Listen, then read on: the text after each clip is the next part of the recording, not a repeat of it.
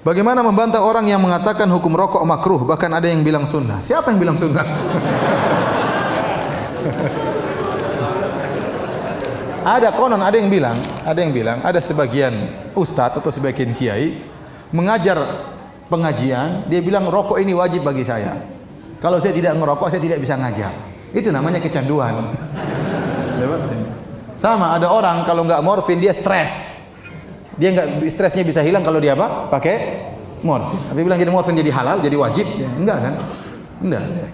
Ya, akhir rokok itu haram. Ya, saya termasuk orang yang paling terganggu dengan rokok. Ya, kalau orang tidak biasa merokok itu sangat stres dengan orang yang merokok. Ya, kata Nabi SAW, la darar wa la dirar. Tidak boleh memberi kemudaratan kepada diri sendiri dan tidak boleh juga memberi kemudaratan kepada orang lain. Ad-dararu yuzal. Ya. Dalam kaidah namanya kemudaratan harus dihilangkan. Dan orang yang merokok dia memberi kemudaratan kepada dirinya dan beri kemudaratan kepada orang lain. Ya. Misalnya di hotel terganggu, ada orang merokok di samping kamar kita, luar biasa, asapnya masuk ke subhanallah, asap rokok itu bisa masuk ke sela-sela ya. Rokok sebelah masuk ke kamar kita. Ini kemarin saya di Mekah seperti itu. Sampai istri saya sampai kita istri saya setengah mati lagi. Ada asap rokok, kurang ajar ya. Sebelah merokok, orang Indonesia. Aduh, kita mau tegur, ribut lagi, umroh lagi, macam-macam, enggak enak. Akhirnya ya sudah, mau diapain lagi. Tapi benar-benar mengganggu. Saya kemarin waktu hajian kemarin, ya, ada orang merokok di Muzdalifah. Jarak dia kira-kira mungkin 15 meter. Dia merokok, asapnya sampai ke hidung saya. Saya enggak tahu itu kok. Asapnya luar biasa. Saya bilang, "Ya akhi, taqillah, ente lagi pakai ihram. Berhenti ente." Enggak, akhirnya dia matikan ya. Mengganggu, ya. Belum lagi kalau sholat kemudian mulutnya bau rokok. Waladhdallin, amin, pedenya amin. Setengah meter sebelah kanan, setengah meter sebelah kiri. Ganggu orang ya. Yang paling menderita istrinya, kasihan. Ente kalau merokok yakinlah haram. Jangan ente bilang sunnah. Kalau ente yakin itu haram, suatu saat ente bisa meninggalkan. Berdoa kepada Allah supaya bisa meninggalkan. Tapi kalau itu sunnah. Gimana mau ditinggalkan sunnah? Dapat pahala merokok.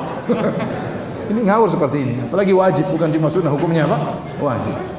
Saya sering sampaikan, rokok itu hukumnya haram, maka tidak ada orang yang merokok bilang apa? Bismillah, enggak ada. Dan tidak ada orang setelah merokok bilang alhamdulillah, enggak ada. Karena hati dia enggak enak sama malaikat. Masa merokok bilang apa? Bismillah.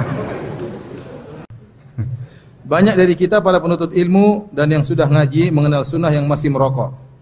Seperti beberapa ikhwan yang duduk di majelis ini. Ayo, siapa? Angkat tangan. Mereka pada merokok di luar masjid sebelum masuk ke dalam masjid ini. Mohon diingatkan kembali, ya, seakan cuma rokok yang bisa memberi kenikmatan pada mereka.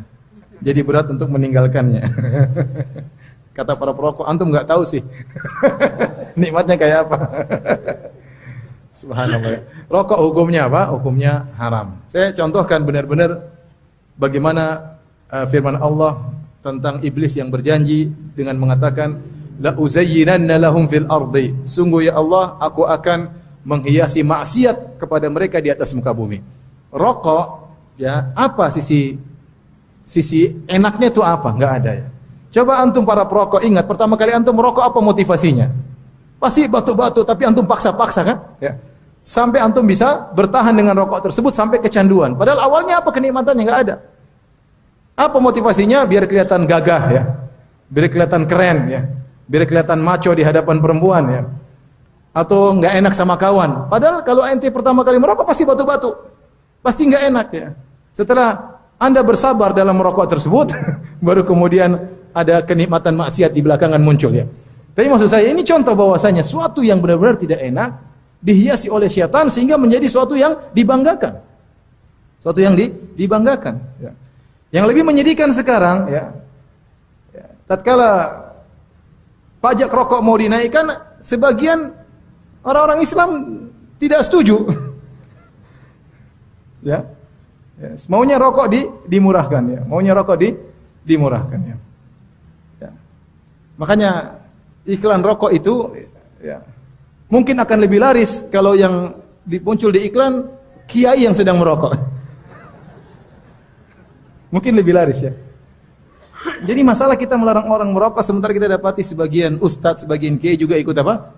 Merokok. Bahkan mendukung adanya rokok, bahkan menolak pemerintah kalau mau menaikkan pajak rokok. Jadi ya saya katakan kepada ikhwan bertakwa kepada Allah Subhanahu wa taala, fa bi ayyi ala'i rabbikuma tukadziban.